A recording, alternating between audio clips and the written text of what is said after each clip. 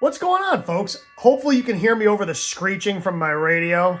This is a required part of this particular test. You have to have the volume up because most people who are using this are deaf, and you really need to be able to hear the FT8 in order to be able to appreciate it. So today we're going to talk about how to pass your FCC FT8 exam. This is new. They got rid of the code requirement years ago. Now they've come out with an FT8 requirement, and it's causing people some issues, right? So because I'm not quite OM enough, I'm gonna have to turn this volume down because my ears still function. So, like I said, let's talk about some of the basics when it comes to taking your FT8 test. Now you'll see that I haven't worked any of these continents on this. I failed my last FT8 test. If you use my other computer, you'll see that I've worked a lot of those continents on that computer. They won't all be red. For some reason, I failed the test on this computer. I don't know if this FT8 was too fast. Maybe the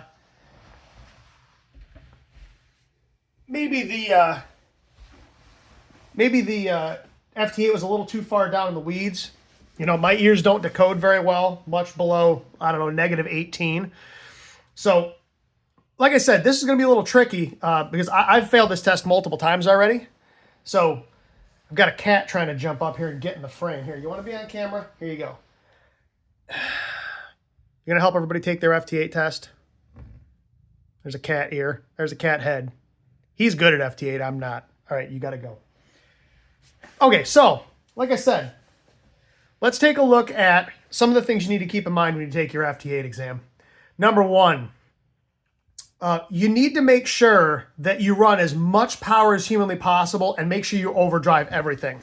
The only way you can be sure that people are going to hear you is to run like 1500 watts, have your ALC through the roof, splatter everywhere. When you look at that waterfall, I mean, you want to see just red. I don't want to see anything but just splatter, okay?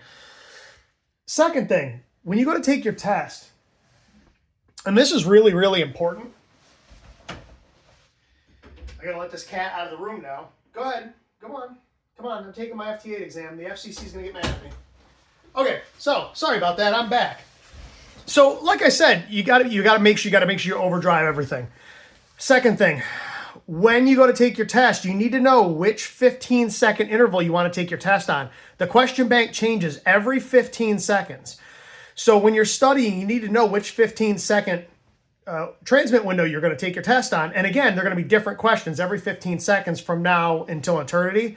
So when you're studying, you need to study quickly. Another thing you really need to pay attention to is what band you're going to operate on. So, if I open Grid Tracker here, all right, I mean, you can see all the different, I mean, these are all parks on the air stations that are working FT8. These guys all passed their licensing exams. So they're FB ops, man. These guys know what they're doing when it comes to FT8. So you need to pick the right band. Now, you need to be careful with band selection. All right, when you go to take your test, I would recommend you stick to 20 meters, 40 meters, maybe 15 meters. You got to be careful because, like, if you go too high, you do like 10 meters, you better speak foreign languages because a lot of the stations you work during your test are going to be DX. And if you don't speak Russian or Spanish or, Mandarin, you're going to be in trouble. So I would steer clear of those really, really, really good DX bands. Conversely, I'd be careful running something like 80 meters. You better be up to date with your colonoscopy and your prostate exams, or you're probably not going to do that great on that particular portion of the exam as well. I would steer clear of things like 17 and 30 because they're work bands, or people are going to give you a hard time about taking your test on work bands, right? Those work bands are supposed to be completely empty and devoid of any QSOs whatsoever, unless someone decides they want to have a rag chew on there. Otherwise, nothing should ever occur on those bands, ever. You got to remember that. That's the most important thing about those work bands. Now, when you go to take your test, like I said, I would recommend you choose maybe 20 meters, which is what I'm on right now. When you go to take your test, like I said, choose the correct transmit sequence. So I'm going to transmit on the even. All right. Make sure you pick a frequency that is not open. So let's see. Let's make this waterfall big. Let's blow this sucker up here. I want to make sure that I am completely covering somebody else. So I'm going to let this populate a little bit. We want to make sure that especially you want to find a weak signal that you can just obliterate, right? We already talked about wanting to run as much power as humanly possible and splatter over everything you can. So now what I want to do, I mean, this looks pretty full right here. I'm thinking maybe this guy's kind of weak. Let's go right there. So we'll move everything over on top of him before we transmit.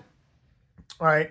So then you want to make sure you transmit and pick a station that you can barely hear, right? So like if I go over onto the call list here on Grid Tracker, I want to pick somebody who's way down in the weeds. Like, oh, there's negative 24. Perfect.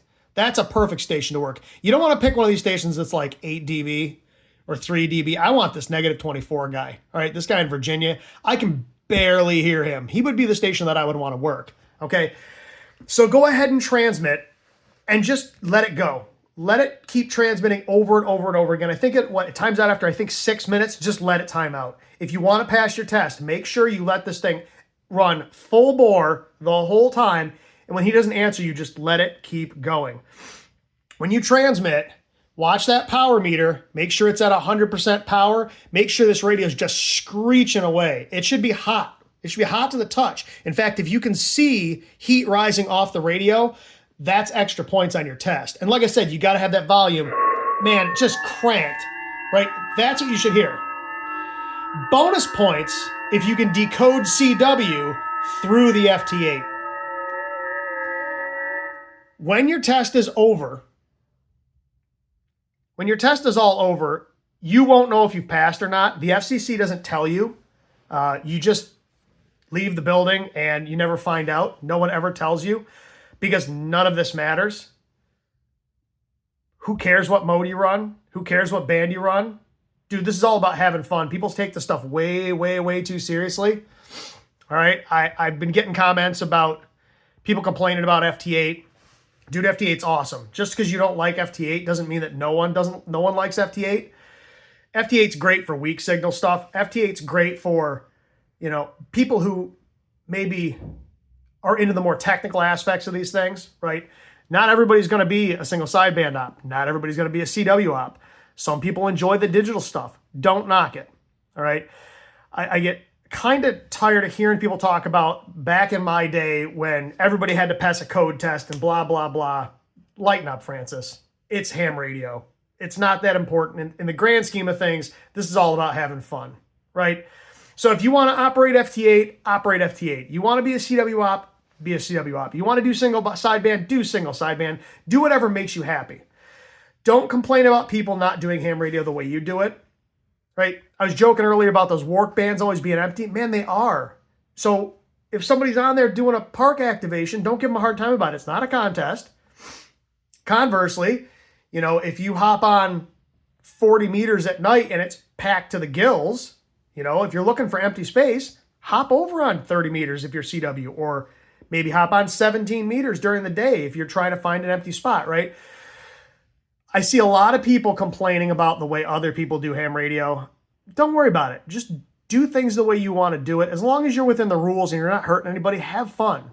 Don't do any of the things I said to do in the beginning of this video. Don't run 1,500 watts with your ALC cranked through the roof. Don't transmit over people, right? Hopefully everyone understood this was a joke, okay? But like I said, I just wanted to shoot this quick video because I see a lot of people taking this stuff way too seriously. And at the end of the day, none of this is like life-altering, super important stuff, right? It's ham radio.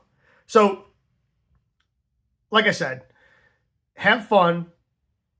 Do it the way you want to do it. Operate the modes you want to operate. Don't worry about what everybody else does. If you like single sideband, work single sideband. If you like CW, work CW. If you like digital modes, work digital modes. You could be like me and work all of them. I find them all interesting. Okay, just in different ways. So, like I said, folks, hopefully everybody figured out in the beginning of this was complete parody and ridiculousness. I just wanted to show you how insane some of these comments get about people complaining about back in my day. All I can think is old man yells at cloud and kid get off my lawn, right? Just do ham radio the way you want to do it. Let everybody else do it the way they want to do it. And at the end of the day, it's about having fun. All right, everybody? So, hopefully you have a good one. And until next time, 7-3.